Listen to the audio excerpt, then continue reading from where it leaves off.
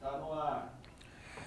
Estamos ao vivo mais uma vez aqui no nosso podcast Bar Fechado, né? Mas antes da gente, inclusive, apresentar o nosso convidado, não sei se a câmera está mostrando, espero que não, para fazer uma surpresinha aqui, um suspense. Só falar e pedir para colocar na tela os nossos parceiros, mandar um salve aí para o nosso amigo Fernando Tchê, né? Que hoje tá descansando, trocou o remédio, ó, eu colocando o som aqui, ó, pronto.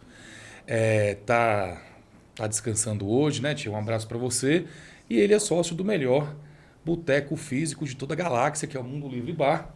Fica aqui na Prestes Maia, número 1350. Um abraço, tchê. E você que conhecer um pouco mais o Mundo Livre, é só entrar em Mundo Livre Bar lá no Instagram. Falar também da Tripalha, nossos parceiros aqui, né? E amanhã a gente vai publicar no nosso Instagram também uma promoção para o nosso programa número 100. Então, pedir para você ficar ligadinho aí, ligadinha no nosso Instagram, tá bom? Eu vou ler aqui um breve currículo, como o Lidney mandou, né? Do nosso convidado. Deixa eu pegar aqui, programa ao vivo é uma beleza. Aí.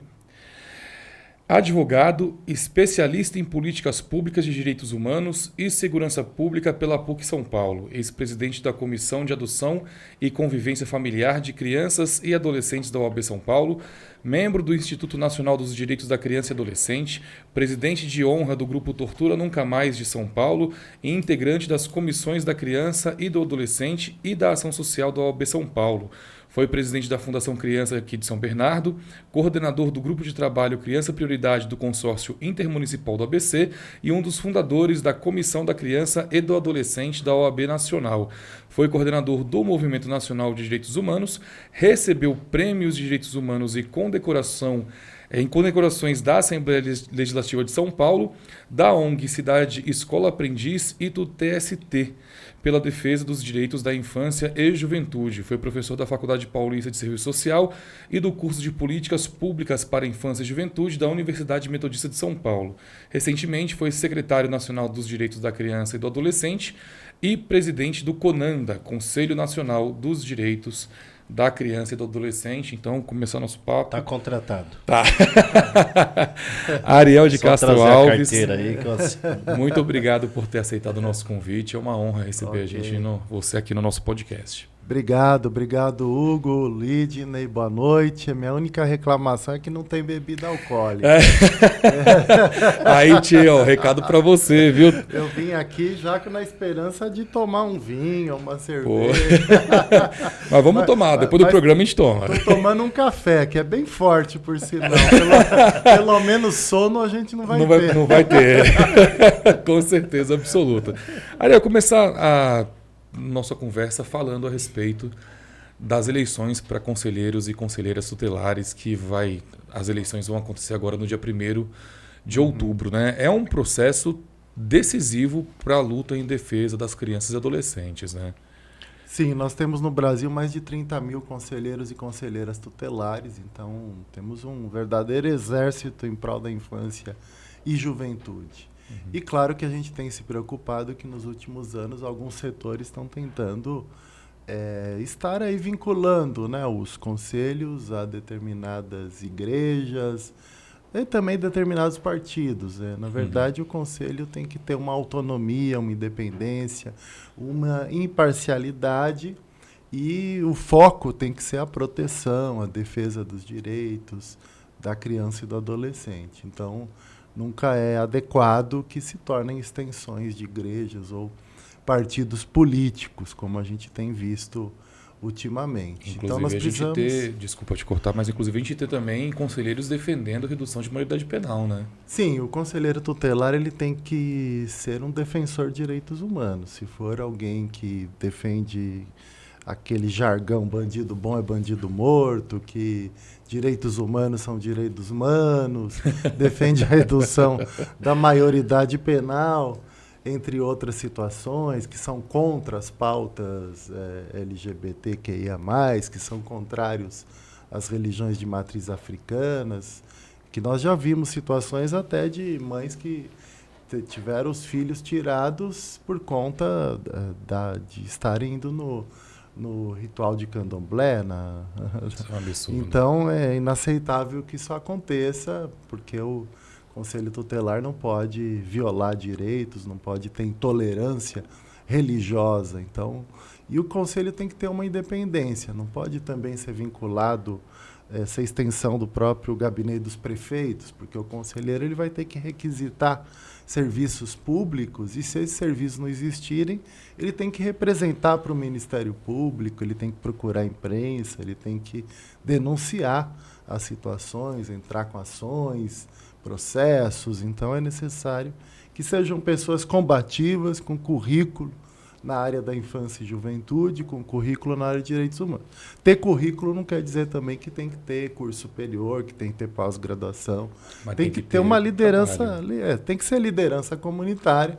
Claro que precisa ser alfabetizado, tem ensino médio, porque vai elaborar representações, vai ter que escrever, vai ter que participar de uma série de atividades, e claro que a pessoa tem que ter o mínimo de instrução e de condições para isso. E conhecer o Estatuto da Criança e do Adolescente e toda a legislação da área da infância e juventude.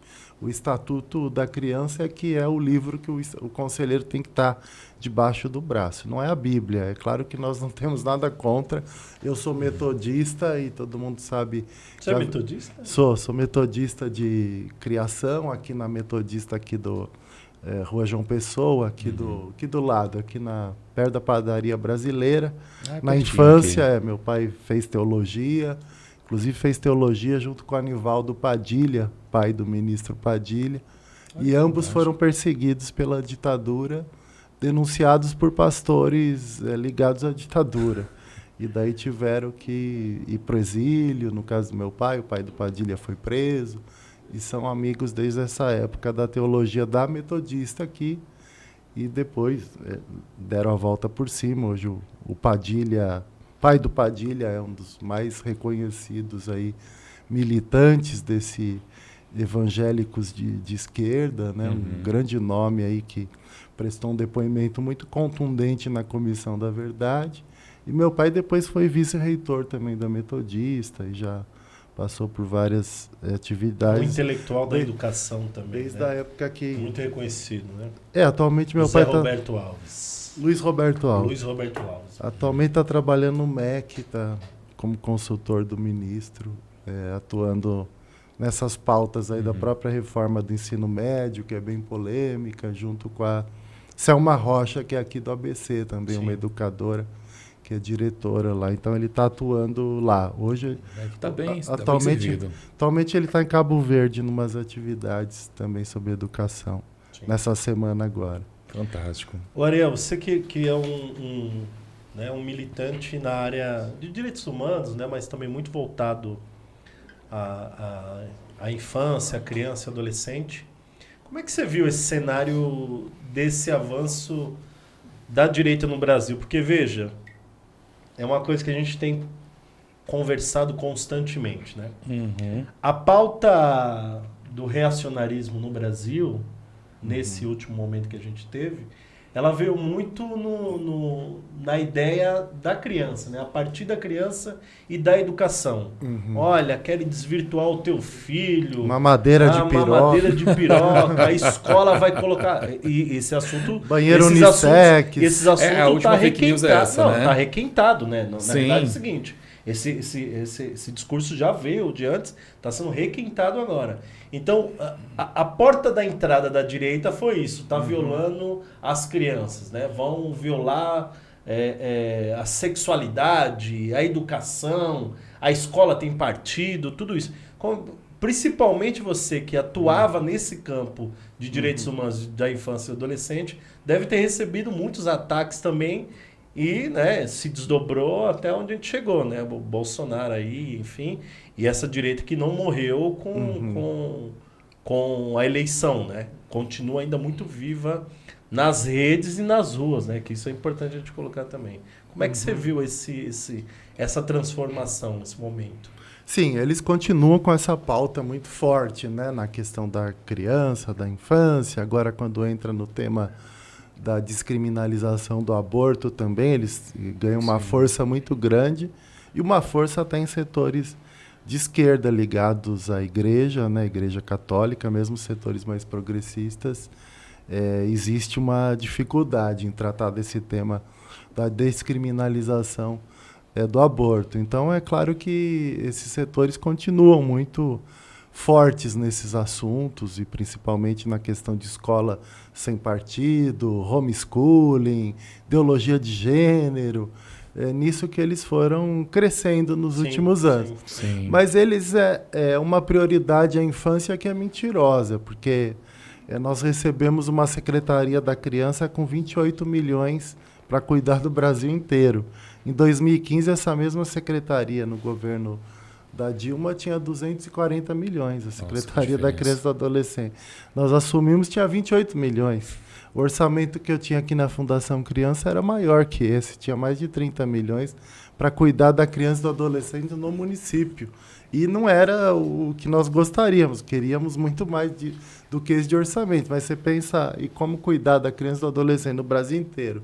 Com 28 milhões, é impossível você cuidar de várias áreas, convivência familiar e comunitária, que inclui o acolhimento institucional, medida socioeducativa, proteção de criança e adolescente ameaçado de morte, criança em situação de rua, entre tantas áreas, criança desaparecida, tantas áreas você cuidar com criança vítima de violência, junto com o Disque 100. Então é impossível cuidar e atender adequadamente com tão pouco recurso. Então eles minguaram o recurso tanto do Ministério dos Direitos Humanos como da Secretaria da Criança e do Adolescente. Diminuíram a verba, mas aumentaram o discurso. Sim, ampliar. Eles ficavam só no discurso, só nessas pautas. Damares dizendo, coitado de Marabá, né? Marabá toda hora era citada por ela, né? As crianças estão sem calcinhas. Marabá, né? Ilha de Marajó, justificando né? que não usavam calcinha e por isso que eram estupradas, quer dizer, culpando as vítimas que estavam numa situação de miséria e pobreza. E nós tivemos um retrocesso enorme na área da criança e do adolescente nesses últimos 6 anos. Nós tínhamos há 6 anos atrás 40% das crianças e adolescentes vivendo na miséria e na pobreza. Hoje nós temos 60%. Isso são números do Unicef. Nós temos 32 milhões de crianças e adolescentes vivendo na miséria. Nós temos 18 milhões de crianças e adolescentes em situação de fome.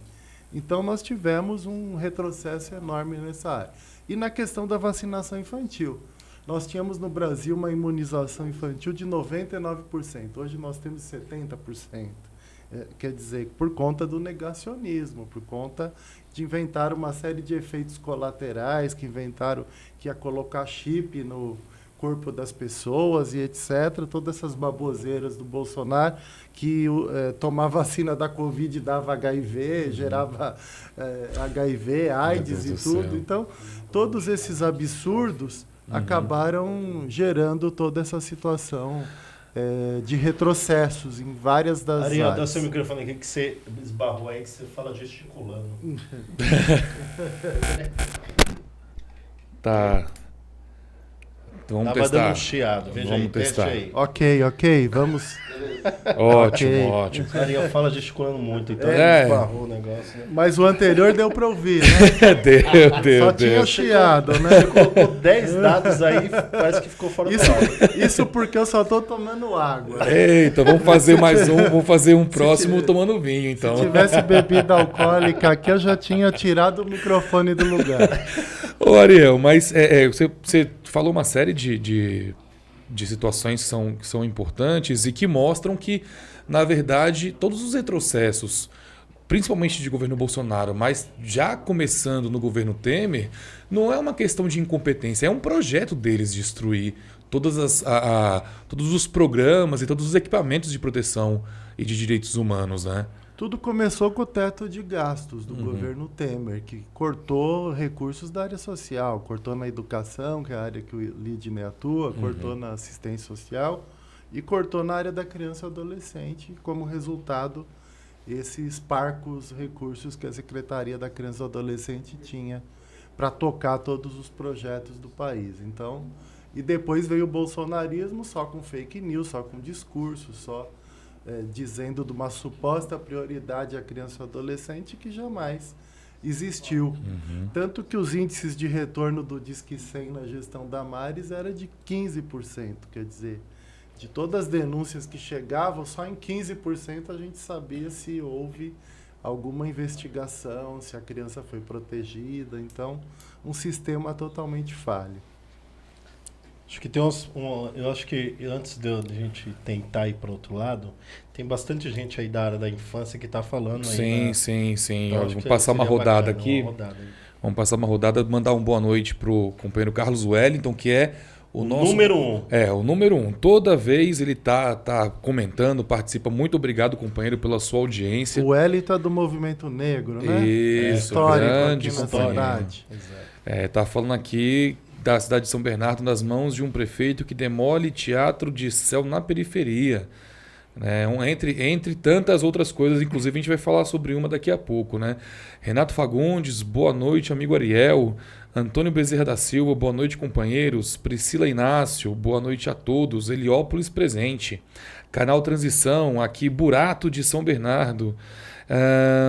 O Denis Pinho, o grande Denis Pinho da Tripalha, um grande companheiro. Salve, camarada. Nosso parceiro agora parceiro do né? programa também. Então vamos mostrar os produtos deles aí depois. Ariel, a gente nossa, sempre presente onde precisamos. O Canal Transição o Burato, né, tava falando sobre o que o pessoal da direita fala, né, que é direitos humanos para humanos direitos, é uma das grandes idiotices que eles acabam falando, né? Márcio Fidelis, boa noite. Jaime Fregel, a Juliana D'Alessio, né? Jaime Fregel já esteve aqui, né? Já teve Juliana aqui também. D'Alessio é uma grande conselheira tutelar, nossa amiga de muitos anos. Com certeza. E está concorrendo para continuar. Vamos torcer bastante por ela. Anderson Lopes, eu vou deixar a pergunta do Anderson para fazer agora. Eu acho que cabe até pelas críticas que a gente fez aqui, né, que a gente leu do Carlos Wellington, por exemplo. Né, o Denis Pinho, vários colegas perderam o emprego com o fim da Fundação Criança, além dos serviços à população que deixaram de existir. Gil Unas, boa noite. Ele é conselheiro da Unas Heliópolis. Vera Oliveira, boa noite a todas as pessoas. Ariel, fale um pouco da suposta anulação da lei que extinguiu a Fundação Criança, que é a pergunta também do Anderson, né? Não tinha uma decisão sobre a anulação da lei que extinguiu a Fundação Criança e as reclamações trabalhistas dos trabalhadores, né? O Ney Engel, boa noite. Amanda Souza, boa noite a você também. Nossa convidada. Uma nossa convidada também, uma pessoa maravilhosa. Mila Santos, né? Heliópolis região presente. E eu vou deixar a pergunta do Carlos Wellington para daqui a pouco, Carlos, mas eu vou ler sim, viu? Mas vamos passar aqui para a pergunta do Anderson. Bom, primeiro dizer que você presidiu, né, como eu li aqui, a Fundação Criança. Foi um período que a Fundação talvez mais tenha crescido, não só talvez na questão orçamentária, mas na questão do trabalho que estava fazendo realmente pela cidade de São Bernardo e pelas crianças, né? E o Orlando Morando, quando foi eleito, ele extinguiu a Fundação Criança. Como é que está o processo? E até falar um pouco dos prejuízos que a cidade teve com a extinção da Fundação Criança, né? Eu queria aproveitar uma pergunta nisso, Ariel. Parte do financiamento da Fundação Criança vinha do rotativo, né? Que é o estacionamento que o pessoal faz na cidade. Que foi privatizado. Quando ele privatiza ali, ele já está dando um anúncio que se acaba o financiamento, a política vai acabar, né? Sim. Então foi algo que eu não sei se a cidade dormiu nesse momento, né? Porque parece que só estava privatizando a questão do rotativo, mas aí em seguida veio o que ele queria mesmo, que era o fim, a extinção da Fundação Criança. Sim, 1/3 dos recursos da Fundação Criança eram do rotativo cidadão, que tinha jovens a partir de 18 anos que recebiam uma bolsa de quase um salário mínimo e tinham 4 horas de atuação no programa rotativo e tinham também um trabalho de profissionalização, de inclusão social desses jovens. E daí foi extinto e o próprio rotativo foi extinto e daí também esses recursos passaram a não ir mais para a Fundação Criança e daí foi enfraquecendo já o trabalho da Fundação, logo no fim do primeiro mandato do Orlando Morando. Sucatear para eliminar, né? A promessa que ele fez para os funcionários da Fundação é que todos virariam servidores públicos. Então, naquele primeiro momento, logo que veio a lei de extinção, aprovada a toque de caixa na Câmara, chegou de manhã, não teve discussão, não passou em comissão nenhuma, por isso que foi declarada depois inconstitucional a lei. Não passou em nenhuma comissão e foi aprovada com a base tratorando, né? Com a base governista tratorando. Que é uma marca da gestão Orlando Morando, inclusive, sim, né? Sim. E alguns também parlamentares nossos não estavam acompanhando direito o que estava acontecendo, foi a toque de caixa e tivemos a vereadora que mais combateu foi a Ananice. Ela foi bem atuante, logo cedo nos contatou e tentou de todas as formas evitar aquele tratoraço da bancada do Orlando Morando. Uhum. Mas, naquele primeiro momento, eu fui a voz solitária protestando contra a extinção, porque os funcionários estavam naquela de que seria melhor para eles. Seriam servidores públicos e ficariam com estabilidade. Mas depois, o Orlando Morando tinha esse compromisso, né? Na verdade, ele passou para os então dirigentes. A Laerte era a presidente da Fundação Criança, esposa do Maurício Soares. Nem ia, mas era... Que Deus o tenha. Mas ela estava presidindo, nem comparecia lá, mas ela que mandou os diretores dar esse recado. Ó, fala para ficarem tranquilos que vai todo mundo virar servidor público, vão ter estabilidade. E daí foi extinto, poucos protestaram, né? Poucos vieram a protestar. Houve pouquíssima mobilização, eu, Ananice, alguns conselheiros tutelares protestaram e os próprios funcionários ficaram acreditando nesse conto do vigário. E depois eles tiveram os cargos todos extintos, todos ficaram desempregados e muitos estão hoje com problemas de saúde mental, muitos estão hoje desempregados, subempregados, trabalhando em Uber, em várias situações, e funcionários, na maioria, muito qualificados, com muitos anos de atuação social. Mas isso veio dentro de um processo, né, de um prefeito que é inimigo da infância e juventude. Ele acabou com o PEAT, que era um programa referência no Brasil de primeiro emprego para adolescentes e jovens, aprendizes, né, conforme prevê a legislação. Era um salário mínimo, muitas famílias até dependiam desses jovens para sua subsistência. Eles estavam na prefeitura, em várias secretarias, atuando como aprendiz nas autarquias, então era um programa extremamente importante, tinha 300 adolescentes. Foi extinto esse programa. Casa do Hip Hop, extinta e virou uma sede da Guarda Municipal. Nenhum demérito à Guarda, porque a guarda na nossa gestão do Luiz Marinho, ela era uma guarda cidadã, criou o Protejo, criou as Mulheres da Paz, tinha todo um trabalho social. Hoje virou um órgão repressivo e militarizado e que está toda terça-feira aí tentando expulsar os jovens da Batalha da Matriz. E o secretário é uma figura condenado temerária, né? Condenado pelo massacre do Carandiru, lá uns mais de 300 anos de prisão e continua firme e forte lá. Inclusive, numa época eu questionei o Alex Manente por que ele queria tanto a prisão em segunda instância só para o Lula e não para esse coronel que já foi condenado no massacre do Carandiru. Então, é impressionante como o governo Orlando Morando ele emula o governo Bolsonaro. Porque, inclusive, esse tipo de pirraça contra a população, esse fetiche que tem contra assassinos e genocidas, o Orlando também tem, né? Sim. Hoje em dia, a polícia comanda a cidade de São Bernardo. Você vê que a sede da SEDESC é um quartel-general da Polícia Militar junto com a Polícia Civil, um local que sempre foi um local da área social, né? Da assistência. E o Cajuve também foi extinto, a Coordenadoria de Juventude.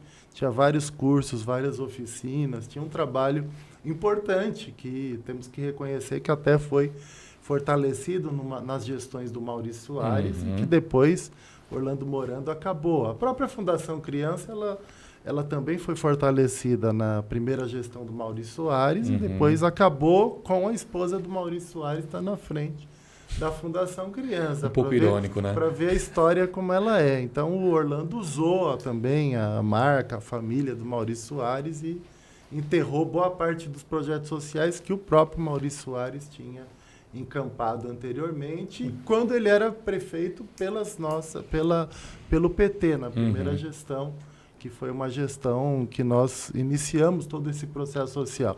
E agora querem despejar o projeto Meninos e Meninas de Rua, né? Então isso vem tudo na mesma Você tem uma história muito grande com o projeto, inclusive, né? Sim, meu pai que criou o projeto Meninos e Meninas de Rua, praticamente, junto com a pastora Zeni.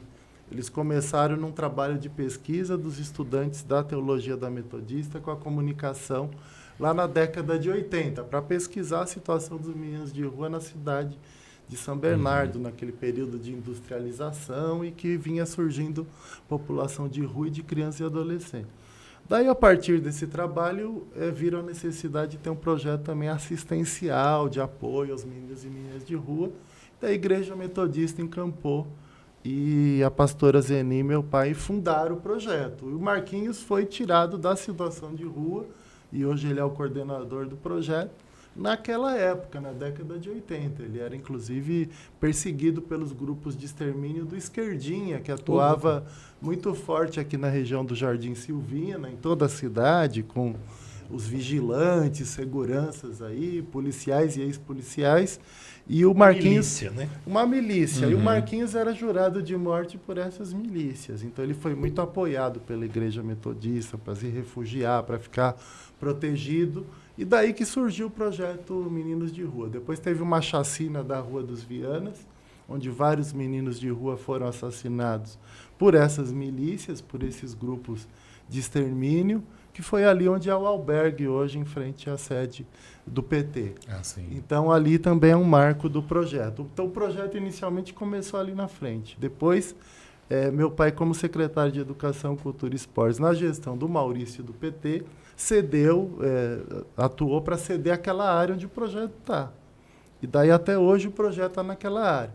Na nossa gestão do Luiz Marinho, nós conseguimos renovar o comodato, que é uma seção da área pública. Não podia ter uma doação. Nós até analisamos a possibilidade de ser uma doação, mas juridicamente não se vislumbrou essa possibilidade. Mas daí nós renovamos o comodato. E daí venceu agora na gestão do Orlando e ele resolveu levar para frente e despejar o projeto. Então é mais uma forma aí de racismo institucionalizado na cidade, de criminalização também dos movimentos sociais e criminalização dos pobres, levado a cabo pelo prefeito Orlando Morando. E sabe que eu cheguei até a ser convidado pelo Orlando, quando ele estava liderando as pesquisas, para, caso ele se elegesse, se eu me mantivesse neutro na eleição municipal, para voltar para a fundação, porque eu tinha saído na própria gestão do Marinho. Eu fiquei só a primeira gestão, na segunda eu não estava. Daí, quando ele estava liderando as pesquisas, chegou a conversar, se quiser ia voltar... morrer na tua mão. Para a gente fortalecer a Fundação Criança. Daí eu falei, eu brigo até com os meus amigos de tantos anos, imagina com os meus inimigos. Eu falei para ele, falei, eu sou muito radical. Ia deixar de falar com você para sempre, se isso acontecesse. Juro para você. Mas teve outras situações também, assim, da gente ser chamado para outras, né, gestões. Uma das vezes eu fui chamado pelo Alexandre de Moraes, que hoje é ministro do STF. Quando ele presidiu a FEBEM de São Paulo, ele entrou na FEBEM e daí ele pegou lá uma lista de funcionários que eram acusados de maus tratos e demitiu 1.500 de uma vez. Nossa. Sem processo administrativo, sem nada. Foi meio assodado, bastante assodado. Ele não era nem ministro. Na decisão dele, nem era ministro. Mas gostava de uma canetada já na época, né? Ele tomou posse, daí já tomou essa decisão. Daí ele dizia que tinha sido aconselhado por mim, pelo Padre Júlio, pela Conceição, que era da Associação dos Pais e Mães dos Internos da FEBEM. Mas a gente aconselhou que ele tinha que, claro, punir quem era acusado de maus tratos, de tortura, ter corregedoria. Mas tem que ter o devido processo legal, né? Estruturada, mas não pegar e demitir 1.500 pessoas. Daí ele demitiu de forma assodada e vieram um monte de rebeliões, porque os funcionários...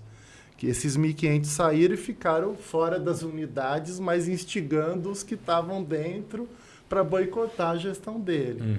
Daí, de uma hora para outra, ele me contatou e pediu, preciso que você me indique 1.500 pessoas. Nossa! Onde que eu vou arrumar 1.500 pessoas para trabalhar na FEBEM? Caramba! Eu acho que arrumei uns 200, né? Mas daí conversei com várias outras pessoas e fomos arrumando mais. E a Igreja Católica ajudou e tudo, o Padre Júlio também. O trabalho do Padre Júlio é fantástico também, né? E aos poucos fomos indicando. Mas é claro que não deu certo, porque essas pessoas entraram lá, estava tudo rebelado, uma confusão só. E os outros funcionários, tinham 7.000 funcionários boicotando esses 1.500 novos que estavam entrando. Por mais que fossem pessoas da área social, pessoas com histórico de luta por direitos humanos, não iam dar conta de enfrentar e mudar todo o sistema de uma hora para outra. E daí a gestão do Alexandre de Moraes acabou sendo um fracasso, e no auge de tantas rebeliões ele teve que sair da FEBEM, né? Mas acabou saindo por cima, foi para o CNJ. Caiu para cima. Você tem essa dimensão tua, né? Tanto na militância da área da infância, mas também... Mas na época ele queria que eu fosse ouvidor lá da gestão dele, ouvidor da FEBEM, uma ouvidoria que ele ia criar. Mas daí o Wagner Lino me aconselhou que era melhor não participar. Sabe o conselho, viu? Tava certo. Né? E você participou, você também tem essa sua experiência em gestão, e aí você citou o nosso camarada saudoso Wagner. Nesse período, quando você começa a fazer a militância na área de direitos humanos, você vivenciou muita rebelião, né? Tanto nas FEBEMs, no Carandiru você chegou a participar também, a atuar. Nessa época o Wagner era deputado, acho que também depois quando o Renato Simões também estava, né, na Assembleia. Como é que foi essa experiência? Eu entrei no mandato do Wagner Lino em 97. Primeiro em 96, meu pai foi vice do Wagner Lino na eleição aqui para Prefeitura de São Bernardo do Campo. Maurício ganhou essa, né? Foi. E o PT ficou em terceiro lugar. Mas ficou acima do Cartola, que era o candidato que mais investiu recurso. Eu acho que o voto do Cartola foi o voto mais caro da história das eleições no Brasil inteiro, cara. E era o Demarque que estava apoiando, que era o então prefeito. Né? Então, Cartola... Eu era criança na época, então veio com tudo. Olha, vou até ficar quieto, viu? E nessa época eu fazia tiro de guerra. E eu lembro que eu levava material para dentro do tiro de guerra, depois me perseguiam, tinha que ficar lavando banheiro. Ixi, mas, porra, aí... Pegava a guarda dobrado também, porque... fazia campanha dentro. O militar não gosta muito de petista, não, né? Fazia campanha dentro do quartel do Exército. Meu Deus do céu. E daí saía do quartel e daí só tirava a farda, já ia para a campanha, né? Para a agenda de campanha que tinha todo dia, de cedo até a noite. Então era bem movimentado. E depois disso, então, fiquei no mandato do Wagner Lino, eu tinha uns 18 anos de idade. Daí ele foi relator de uma CPI dos presídios, e daí participei também, visitando Carandiru, visitando várias delegacias. Na época, os presos ficavam muito em delegacias, e as delegacias superlotadas, uma delas era o 1º DP, que era dito que o chão lá era o queijo suíço, de tanto buraco e tanta fuga que tinha ali.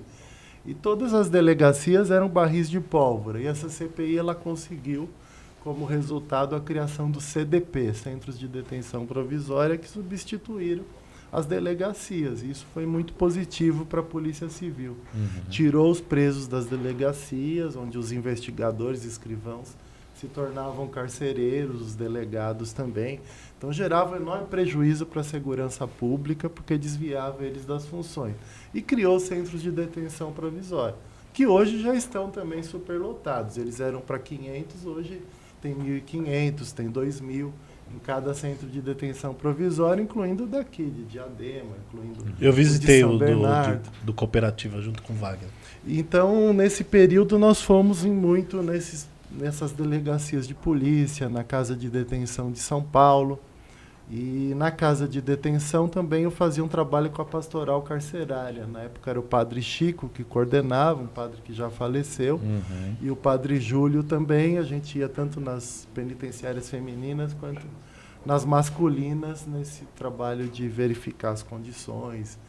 Em 2001 teve uma grande mega rebelião que foi a primeira que o PCC comandou. O PCC estava surgindo, né? Foi nessa rebelião que o Suplicy passou a noite lá na casa de detenção de São Paulo, que é famosa essa situação dele ter ficado dormindo lá. E eu lembro de uma cena inusitada que foi, ele ligou para Marta, que era a prefeita de São Paulo, e pediu para ela levar a roupa de cama dele, o pijama, e o capelete que ele ia fazer lá que ele ia fazer para comer antes de dormir. Ele ia fazer a sopa de capelete. E daí na hora de buscar lá, que a Marta ia... Eu não achei que a Marta que ia levar as coisas, eu achei que algum motorista ia levar. Mas ela estava no carro, eu fui lá e peguei as coisas do Suplicy e levei para dentro da casa de detenção. O pijama dele, a Será sopa... que tem foto disso, cara? Deve ser. Suplicy de pijama no meio de uma rebelião, deve ser uma cena maravilhosa, Eu viu? peguei as coisas dele e levei lá para dentro. A Marta deixou comigo e eu levei lá para ele passar a noite lá na sala do diretor, que chamava Jesus. Era o diretor. Não, só Jesus na casa, inclusive, né? Ô, Ariel, mas você passou por uma situação também muito tensa, né? Em uma das rebeliões, que iria te matar, inclusive, né? Sim, sim. Mas nessa de 2001 também, nessa rebelião, eu lembro que o Suplicy foi lá para apaziguar e começou a falar da renda mínima. Que novidade! Tava uma baita confusão lá, tava o Wagner Lino, Renato Simões, e a pastoral carcerária. Eu não lembro se o Hélio Bicudo tava, mas acho que não, ele era vice-prefeito, acho que ele nessa vez não foi.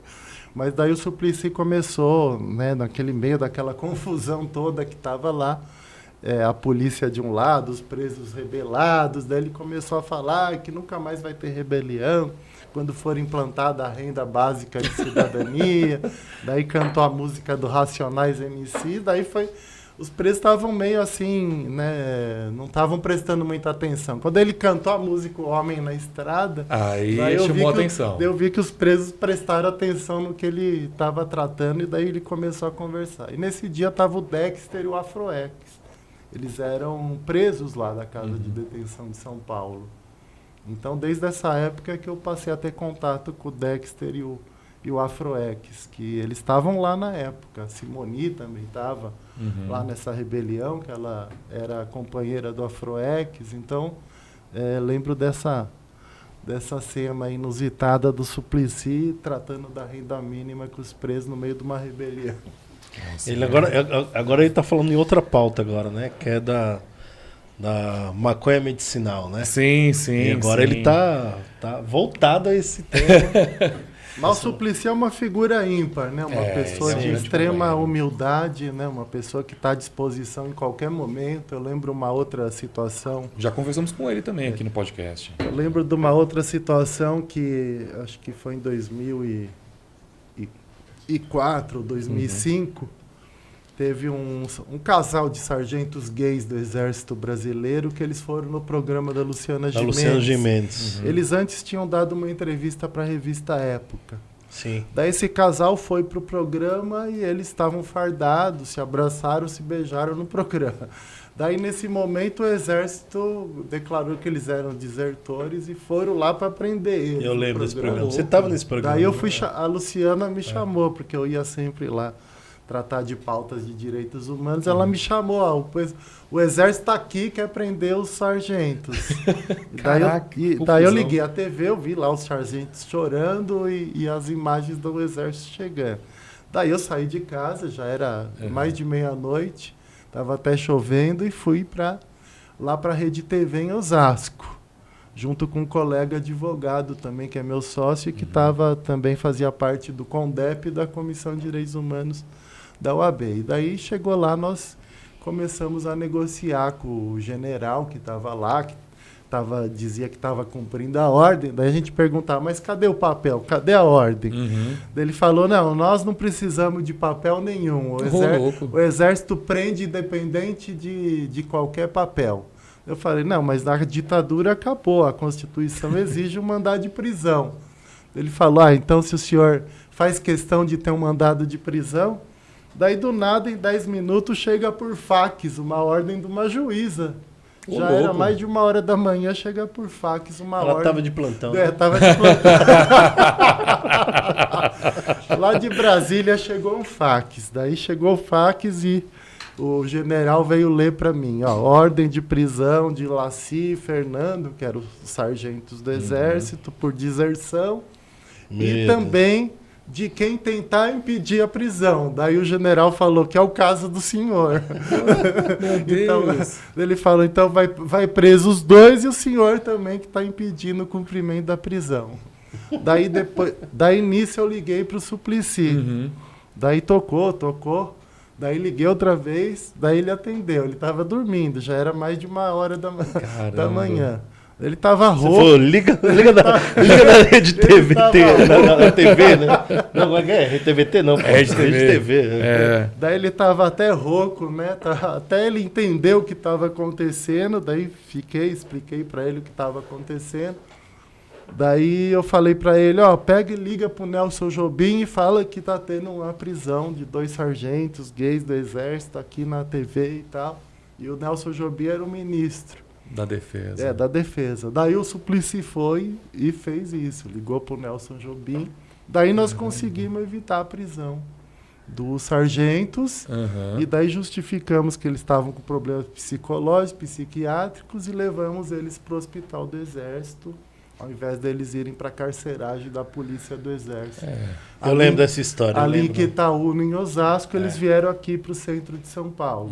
E o programa não encerrava, né? Assim, tava uma altíssima audiência, aquela confusão, aquela discussão. Eu fiquei imaginando a cara do dono da Rede TV e falou assim, pelo amor, graças a Deus. Coisa linda.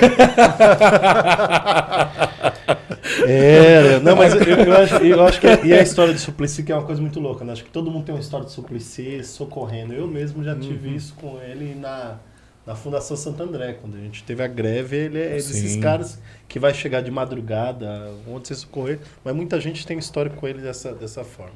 Sim, você falou da vez que eu fui refém, né? Era na gestão do Alexandre de Moraes, quando nós chamamos esses vários diretores e educadores para estarem aí no lugar daqueles 1.500 que o Alexandre de Moraes demitiu.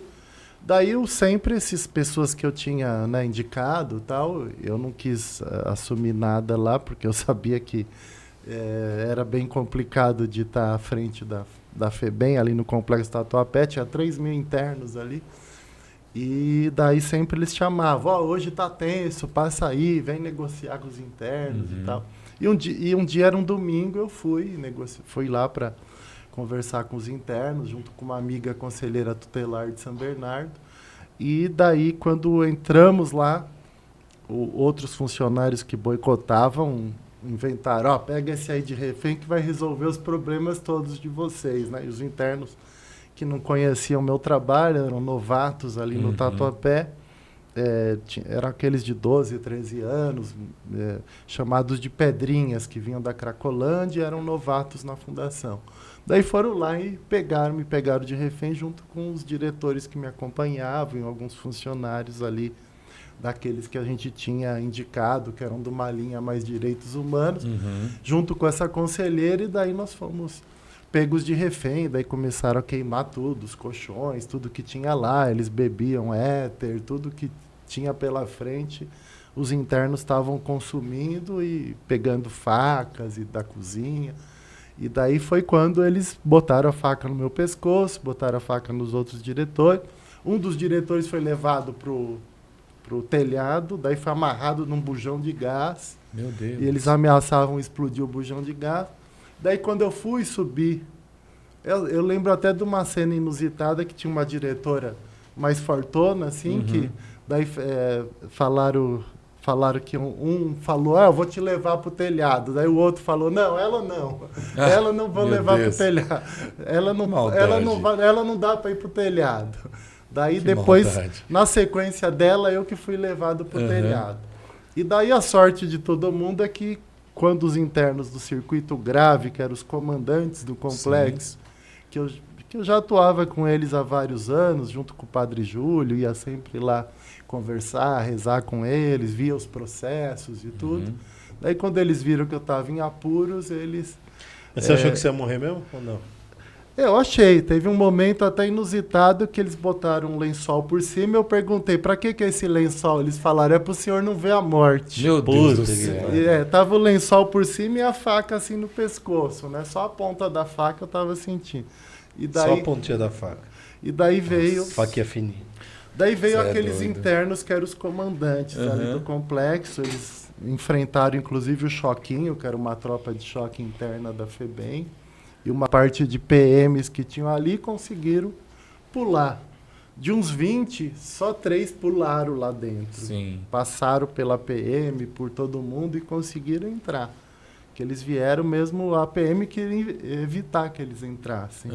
Talvez até para evitar que nos salvasse. Eles queriam ver o negócio pegar fogo mesmo. E daí esses 3 entraram, deram um grito, os outros deitaram no chão, botaram a mão na cabeça e soltaram tudo que eles tinham, faca, tudo, e acabou a rebelião.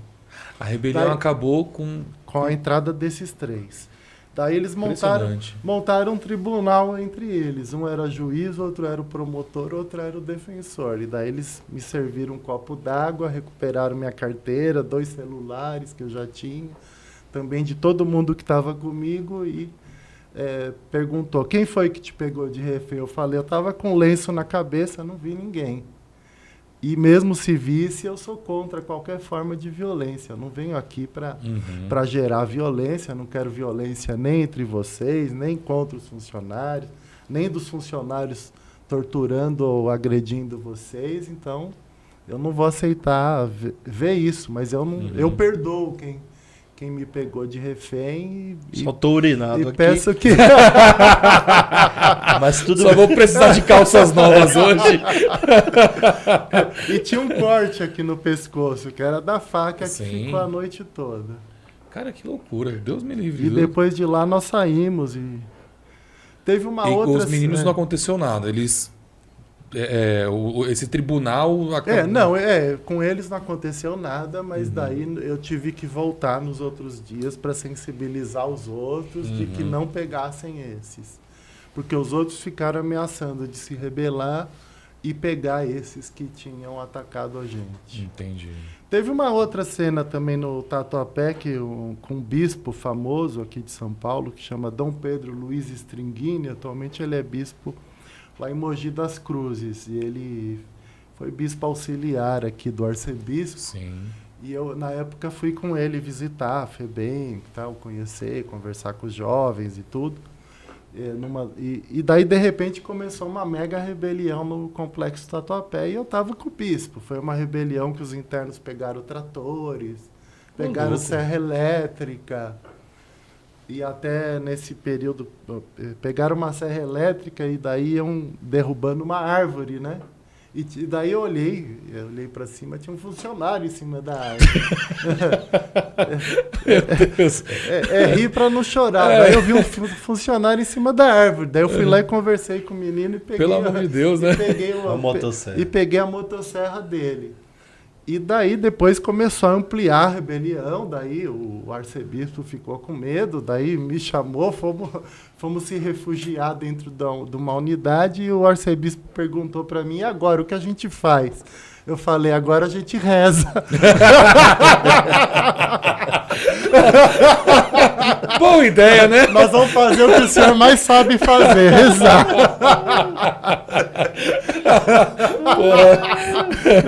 Eu acho que o bispo gostou do conselho, viu?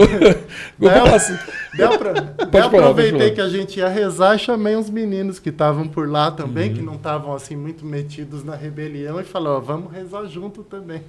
Que daí a gente estando junto com os internos ali, rezando um de mão dada com o outro, era mais difícil de acontecer alguma coisa com a gente. Nossa, mas é bem complicado.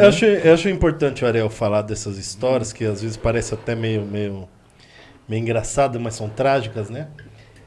Porque eu vejo que aí é um elogio pessoal ao camarada, que é isso, né? Às vezes as pessoas veem muito o Ariel no Fantástico, vê nos programas aí, até no programa da Sônia Abrão, né? Aí faz as críticas, né? Que o pessoal fala, faz as críticas a ele. Mas é importante você colocar esse histórico, que eu acho que é isso, né? O Ariel sai dessas coisas mais cabulosas que existem na área de direitos humanos, né? Sofrendo um perigo constante de vida e chega ao ápice, né? Como secretário nacional da criança e adolescente nesse governo, da qual você não está mais. Mas é isso, né? O processo histórico, né? Para se tornar uma grande referência no Brasil na área da criança e adolescente. Então, Ariel, parabéns. Eu acho que tem muita gente, às vezes, que faz críticas, né? Porque vê a pessoa muito destaque na TV, essas coisas, mas mostra a tua trajetória, fala por si só em relação a isso. E eu já amassei bastante barro também. Sim. Você tem dá pra ver essa tua carinha. A minha militância de direitos humanos não é só na Vila Olímpia, não. No Itaim. Não é só tratando com as fundações dos bancos, não. Até fui em muitas reuniões com esse pessoal, mas é amassando barro mesmo. É no dia a dia da FEBEM, dos presídios, na periferia, nas favelas. Isso você tem disposição, isso é verdade. Agora tá muito alvoroçado. Tá, né? o pessoal tá em polvorosa aí, aqui, viu? Tem uma página aqui, meu nome é Ian, né? Eu não sei, tem um comentário aqui, tá falando o nome dele, deixa eu ver aqui, ó. Ozenir de Mauá. Ozenir de Mauá falando que é seu fã ou sua fã, que não... É, minha fã. É sua fã, né? Ela já foi do Sindicato dos Aposentados, é uma militante histórica. Fez um bom trabalho, muitos retrocessos no governo anterior, mas agora vai longe. Parabéns, Ariel. Ademar Oliveira. Ademar foi secretário em Santo André, um militante do movimento de Minhas de Rua de muitos anos. Falando que eu vivi essa conjuntura e conheci as 6 vítimas, né? A chacina de São Bernardo, dia 3/9/87. Quem é? Vivi? Ademar Oliveira. O Ademar trabalhava com esses meninos lá, sim, vítimas da chacina. Cauê Ramalho, também advogado, também um grande militante dos direitos humanos. O Gil é conselheiro tutelar em São Paulo. Grande abraço para você. Fernando Prata, as fiscalizações das unidades da Fundação Casa como conselheiro tutelar de muitos paradoxos. Fernando Prata é um excelente conselheiro da Vila Mariana, candidato à reeleição também. Você vê que não é à toa que o Ariel é referência na área, né? Porque conhece todo mundo, pô. O pessoal da UNAS também conheço e há muitos anos que eu apoio a UNAS, atuo com eles, então... Pessoal muito batalhador lá. Pô, que legal, cara. Gente, obrigado pelos comentários. E o Fernando Tchê tá assistindo, né? O Fernando Tchê, um abração, um beijo pra você, companheiro. Muito obrigado, o pessoal tá assistindo a gente. Se inscreva no nosso canal, né? Ativa aí o sininho para receber as notificações sempre. Dinailton. Papos maravilhosos. Grande Dinailton, presidente. Eu também já passei por situação semelhante. Quando você estava falando sobre a questão da... Dinailton já esteve aqui como entrevistado. Já teve, junto com o companheiro Hit. São os 2 jovens lideranças aí, presidentes dos sindicatos municipais. Vera Oliveira também, grande abraço. Vera Oliveira é a Vera Galo. Vera Galo. Vera Galo é histórica aqui, presidente do nosso Instituto Vida. Ô Ariel, deixa eu te fazer aqui, tá, Juliana também fez vários comentários aqui. Medida socioeducativa precisa cumprir o nome. É tarefa de socioeducativo precisa cumprir o nome. É tarefa de um governo de esquerda. Deixa eu te fazer uma pergunta, Ariel. Hoje você não se vê mais, né? Rebeliões em presídios, nem hoje o que hoje substituiu, né? A FEBEM, que é a Fundação Casa. Tem uma grande mudança, né, do que era a FEBEM. E tem alguns especialistas, né? Entre eles uma professora daqui da Universidade Federal do ABC, Camila Dias, né? Que diz que as não rebeliões não tem a ver com a política de segurança pública, mas sim com o domínio principalmente do PCC, de que isso não aconteça, né? São Paulo tem isso tanto com relação à diminuição dos homicídios, porque isso também gerou um impacto. Nós temos uma facção que é majoritária, que tem um monopólio. E claro que o crime organizado não existe se não tiver apoio do Estado, de agentes da segurança pública, de agentes do sistema penal. Não dizer que todos são corruptos, que não são. É uma minoria que participa. Agora, o sistema prisional de São Paulo ele vive numa autogestão há muitos anos. Autogestão por quê? Quem comanda internamente os presídios são os próprios presos. É a facção que comanda os presídios, que institui qual é a dinâmica. Dentro dos CDPs, dos presídios, praticamente os agentes penitenciários não têm atuação. Eles só ficam do outro lado das grades. E lá dentro é um sistema de autogestão. Então, eles que administram tudo. E vão gerando concessões para os líderes, benesses para os líderes. E a grande massa carcerária continua excluída.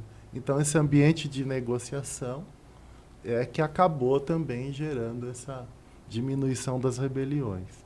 E no caso dos homicídios, o que nós temos, um grande número de homicídios são nos estados em que existem disputas de facções, que é o que acontece hoje na Bahia e nos estados do Norte e Nordeste em geral. Existem disputas, várias facções disputando território. Aqui não, você tem uma facção única que domina tudo, comanda tudo. Tem um monopólio da violência. E com apoio de alguns setores do próprio poder estatal. Então, por isso também gerou uma diminuição dos homicídios. E o grande problema de São Paulo são os homicídios da letalidade policial, que daí, se for verificar, vai ser 20% do total de homicídios são praticados pela polícia, assim como é um absurdo. Que no Rio de Janeiro também é esse mesmo tipo de dinâmica. Sim. Vamos para a saideira? Vamos Passou sim. rápido demais o programa, Passou, né? tem muita gente comentando. Tá muito legal. Ô, Ariel, agora tua parte advogado, né? Você tá advogando também o Lucas Penteado, né? Pra quem não lembra do Lucas Penteado, é o que agora tá fazendo... Fez o filme agora, né? Tá fazendo o Claudinho, né? Do Claudinho Bochecha. Nosso sonho. Me chamou para ir assistir com ele amanhã à noite. Estreou agora. Faça o convite para ele vir no nosso podcast. Sim, vou fazer sim. Tanto o Lucas como o Guilherme Cortes, que é deputado estadual, eu conheci naquelas das escolas, ocupações das escolas. Inclusive na escola que eu dou aula, você foi lá também. Estive lá também. Com o Dr. Jairo, né? O Dr. Jairo, que agora se aposentou do MP e falou que está à disposição também aí da luta como advogado. Cara, esse é um cara interessante de chamar. Boa, vamos chamar. Vou te falar, ele é uma figuraça. Eu não tem histórias que não dá para contar aqui, mas ele é muito já engraçado. Fiquei curioso. Ele falou que está à disposição agora, que não tem mais as amarras do Ministério Público. Mas o Lucas e o Guilherme Cortes eu conheci nas ocupações. O Lucas era da ocupação de uma escola na Praça Roosevelt. Caetano de Campos. Uma escola famosa, tradicional, pública de São Paulo. O Lucas era o coordenador da ocupação na Caetano. Foi a escola que eles saíram com as cadeiras para fora, né? E fecharam o trânsito. E teve uma cena que eu estava em cima do carro de som da POSP, daí eu vi uma movimentação da guarda municipal, e daí foram prender o Lucas lá na Praça Roosevelt. Não sei, ele tinha desacatado uns guardas, uns PMs, daí as viaturas foram prender. Daí eu desci do carro da POSP, lembro que até a Bebel estava junto, e daí fui lá verificar o que estava... Daí ele já estava dentro da viatura, e era uma viatura da guarda. Daí quando eu cheguei, eu fiquei na frente da viatura, e daí, por sorte, o guarda que estava dirigindo tinha sido meu aluno na escola, no centro de formação da GCM, na gestão da Marta Suplicy. Nesse período era a gestão do Haddad. Sim. Daí eu liguei para o Benedito Mariano, que era o secretário de Segurança Urbana, que é meu amigo de muitos anos. Grande companheiro. Trabalhamos juntos na gestão também aqui do Marinho, mais recentemente, mas em 2015 ele era secretário de Segurança Urbana. Eu liguei para ele e falei, vão levar 2 estudantes e vai dar uma confusão enorme que está tendo protesto da POSP, dos estudantes na Praça Roosevelt. E a guarda não tem nada a ver com isso, se meter numa questão do Estado, de ocupação de escola e querer levar os estudantes presos. E daí, depois de muita negociação, e eu na frente da viatura, conseguimos tirar o Lucas de dentro da viatura, e daí gerou uma vitória toda, e daí ele reconhece para sempre essa situação. E o Guilherme Cortes que hoje é deputado PSOL, muito atuante, defensor das causas LGBTQIA+, ele era da ocupação da Fernão Dias. E a ocupação da Fernão Dias foi a mais emblemática, lá em Pinheiros, uma escola tradicional. E daí, quando eles ocuparam, eu era candidato a ouvidor de polícia, tinha sido mais votado no CONDEP, e eu estava na lista tríplice para o Alckmin escolher, e o Alexandre era o secretário de Segurança Pública, né? E daí, quando começou a ocupação da Fernão Dias, eu fiquei sabendo, a imprensa avisou, eu fiquei no portão, e a PM ia fazer a desocupação. Mas daí, quando os policiais começaram a me empurrar, veio um comandante e falou, ó, não mexe com esse cara que tudo que ele quer é confusão com a polícia. Ele está aí para ser escolhido ouvidor de polícia e ele quer confusão com a polícia. Então, vamos desistir de fazer essa desocupação da escola. Daí, depois chamei o Suplicy, o Padre Júlio, foi chegando um monte de gente dos direitos humanos e a ocupação se consolidou e depois ganhou força. E tanto o Lucas e o Guilherme, várias vezes que tinham movimentos aí nas ruas, e às vezes eles iam presos lá na delegacia, eu à noite, nas madrugadas, ia com um grupo de advogados e a gente passava nos vários DPs que a gente sabia que tinham estudantes presos. E daí isso foi por vários meses. A gente ia no 78, no outro da Consolação. Daí já era até os policiais já falavam, já vê aquele chato dos direitos virou freguês. Vamos soltar antes que ele venha encher o saco. Aí já tá vindo com a imprensa aí para encher o saco da gente. E você nunca teve ameaça da polícia? Sim, muitas mensagens, muitas ameaças. Já fiz meia dúzia de BOs, de ameaças que eu sofri. Tinha até uma página no antigo Orkut, faz tempo já. Nossa, eu lembro. Chamava Eu Odeio Ariel de Castro Alves. Era um grupo de policiais, agentes penitenciários, agentes da Fundação Casa, que defendiam minha morte ostensivamente lá no grupo. O bate-papo deles era saber onde eu estava e onde eles podiam me pegar. Os dois maiores grupos do Orkut, inclusive, Eu Tenho Medo do Plantão da Globo e Eu Odeio Ariel de Castro. E daí eu fui fazer um BO com um delegado lá no DHPP, de proteção à pessoa. Eu fui lá fazer o BO. Daí o delegado falou, eu conselho... Eu faço parte desse grupo. Eu faço... Sou membro. Fui eu que criei o grupo, inclusive. Esse delegado me atendeu, na época até foi um pedido do promotor Blatt, que eu conheci aqui no caso da Favela Naval há muitos anos, daí... O promotor Blatt pediu para eu procurar esse delegado. Fui lá, procurei. O delegado, ele não chegou a falar que fazia parte do grupo, mas ele falou, eu tenho uma sugestão para o senhor. O senhor não compra uma arma? Meu Deus! Eu falei, não, quem tem que me proteger é o senhor. Sim. O senhor e os agentes da segurança pública. Não eu me autoproteger. Eu não sei mexer nem com faca, eu vou mexer com arma. Gente, quer falar do Tripalho? Fica à vontade, peguei você no pulo, tomando uma aguinha. Não, só para falar da Tripalho, que também está nesse momento uma parceria junto com a gente, e que nós tem a foto aí, nós temos já alguns itens, né, que foram colocados pela Tripalho. Sim. Aquela foto lá que a gente tirou aqui na mesa. Amanhã tem um post no nosso Instagram, viu? Amanhã, meio-dia. Então falei do post. O post do sorteio. Isso, então vai funcionar da seguinte forma, pessoal. A gente vai fazer o post, a gente vai pedir pro pessoal curtir, né? Se inscrever, né? Seguir o nosso Instagram e marcar 3 amigos que são de luta, que são de esquerda e que podem também concorrer.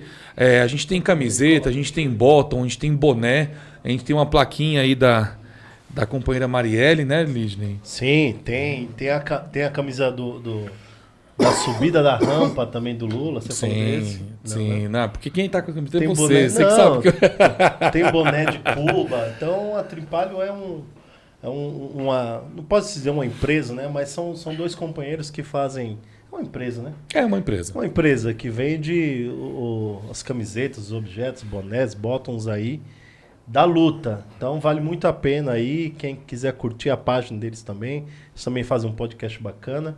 Mas também comprar o produto deles, que vale muito a pena. Entra aí, tem o Instagram da Tripalium. A gente vai colocar, inclusive, na publicação, vai colocar também o Insta aí dos companheiros da Tripalium. Para vocês, com certeza, vocês conhecem o trabalho do pessoal, né? Todo mundo que vai numa passeata, todo mundo que vai numa atividade que você viu uma camiseta bem construída, estilizada, com certeza é uma camiseta Tripalium. Aproveitar, infelizmente o Tia não está aqui hoje, né? Tá aí cuidando da saúde. Falar da causa do companheiro Tchê, né? Que é pela adoção. Veja aí, olha. Tá aí, aqui já são os produtinhos que eles mandaram aqui pra gente. Tem do MST, tem a camiseta da Rampa, da América Latina. Isso, a plaquinha da Rua Marielle Franco, os bottoms aqui embaixo. Canecas também. Tem bastante coisa aí. São esses aí que a gente vai sortear. Material bastante bonito. Aí o Carlos está falando aqui, ó, a melhor camiseta social é Tripalium. E é verdade, viu? Exatamente. E é verdade. Né, falar para você, gente, século XXI, não falo com a mesma maestria do Tchê, né? Mas não dá para ficar pagando 3, 4, 5 mil reais, nem 100, nem 200, nem 300 reais em animal, né? Tem tanto animal aí para ser adotado, então não compre, adote, né? Falei certo dessa vez, viu, Tchê? Porque tá cheio de animal aí abandonado, esperando uma família para... O Ariel tem um cachorrinho, muito carinho, dele, não é, Ariel? Já tive um cachorrinho. Mas ele comprou. O Lidney é uma cobra. Mas depois que eu separei, nós doamos. Aí, ó, tá vendo? Então teve doação. Teve doação, com certeza. Não comprei não, porque quem me deu foi uma prima. Então eu ganhei de uma prima. Então, lá de Presidente Prudente. Ótimo. E você é prudentino, sou de lá, né? Sou prudentino. Felizmente é uma terra muito bolsonarista. É uma pena. Mas é uma boa cidade, é uma cidade bonita, mas é uma terra muito bolsonarista, mas quem sabe mude de ventos, como o Brasil tem mudado atualmente. Sim, vai mudar. Há mais de 40 anos em São Bernardo. Ozerim de Mauá, muito obrigado. Fernando Prata, Carlos Wellington, companheiro aí do canal Transição, Gil do Unas, Egídio Martins, Lourdes Veronese, também conselheiro tutelar. E a gente precisa de você aí, viu, companheira? Continua também na luta, né? Mariana Unas, presente. Valderez Coimbra, de Ribeirão Pires. Juliana, né? Dinailton Cerqueira, grande companheiro. Fernando Tchê, nosso camarada aqui. Cauê Ramalho, Denis Pinho, tanta gente. Eu vou esquecer de falar alguém, desculpa, mas muito obrigado pela sua audiência. Se inscrevam no nosso canal, não deixem de se inscrever, né? No nosso canal, no podcast Papo Fechado. Também na TVT. Né? Muito obrigado a você. Se inscrevam também, a TVT está chegando aí a 1 milhão de inscritos e quando a gente fizer o programa 100 também vai ser um programa especial aí em comemoração a 1 milhão. Se juntar, eu acho que a gente a TVT dá 1 milhão, viu, Lidney? Tá próximo. Ariel, muito obrigado por ter aceitado o nosso convite. Deixa eu fazer um convite que eu acabei esquecendo, porque eu vi o Burato aí falando, Uhum. o Burato comentando. A gente tem uma parceria junto com a Central Única dos Trabalhadores e o Solidarity Center sobre um guia prático, porque tem tudo a ver com o que o Ariel está falando, né? Guia prático de legislação e aplicação para guardas municipais, né? Vai ser lançado agora pela CUT, pelo Solidarity Center, um guia prático sobre guardas municipais e direitos humanos, uma aliança com garantia nas leis e nas boas práticas. É um guia para os guardas municipais que querem se orientar pela ótica de direitos humanos. A gente sabe que muitas escolas de formações das guardas municipais tem muito uma ótica punitivista, né, de violação de direito. Então eu acho que é muito bacana quando a classe trabalhadora reflete sobre isso e para fazer uma formação não paralela, né, mas uma formação do que deveria ser feito. Então vai ter um lançamento agora pela página da CUT, dia 30, agora sábado, às 10 horas da manhã. Tá lá o Marcelo Buzetto, que é um dos escritores, o Burato, acompanhando a Jandira Errara, que é a secretária de Políticas Sociais e Direitos Humanos da CUT. Enfim, batendo esse papo e outras convidadas falando sobre em grande elenco. Falando igual sobre teatro. Esse debate que vai ao encontro do que o Ariel está dizendo aqui, quanto que as forças policiais, a guarda, a polícia militar, precisa ter um guia prático de orientação ligado aos direitos humanos. Uma coisa não está desassociada à outra. Sim, Com certeza. Na verdade, o agente de segurança pública que cumpre exatamente seu papel, ele é um defensor de direitos humanos. Exatamente. Porque ele está lá defendendo a vida, a integridade física, está defendendo o meio ambiente, está indo contra o racismo, está defendendo as mulheres vítimas de violência, as crianças e adolescentes, os idosos, pessoas com deficiência. Então, o agente de segurança que cumpre o seu papel, sem cometer abuso de autoridade, tortura, maltratar, sem ser racista, sem discriminar a juventude, criminalizar também a juventude, que cumpre corretamente seu papel, é um defensor de direitos humanos. Muito bom, Ariel. Mais uma vez, muito obrigado. Obrigado, viu, Ariel? Por ter aceitado o nosso convite, viu, cara? Obrigado, Foi um eu que prazer agradeço. Gente. Tinha muita mais coisa para tratar. Lembrar, mais uma vez, que dia 1º de outubro temos as eleições dos conselhos tutelares. Procurem nas páginas das prefeituras os locais de votação e também os candidatos aí estão divulgando os locais de votação para que as pessoas participem. O voto não é obrigatório, é facultativo. Mas claro que o presente e o futuro da nossa infância depende das pessoas participarem. Então vamos votar, vamos participar desse processo e eleger quem realmente tem história na luta pelos direitos humanos da infância e juventude, como vários aqui que participaram, o Fernando, a Juliana, a Lourdes, o Gil, vários que participaram aqui dessa live de hoje. Muita gente boa. Muito obrigado, pessoal. Ó, o Gil tá falando que quer o brinde aqui, então, para concorrer, entra lá no nosso Instagram, podcast Bar Fechado. Amanhã, meio-dia, a gente lança o post, né, para o pessoal participar e também começar a seguir a gente no Instagram. Semana que vem a gente está aqui novamente às 8 horas, como sempre, com um bom bate-papo, um bom papo de boteco. Um abraço, até semana que vem. Tchau, tchau. Isso aí.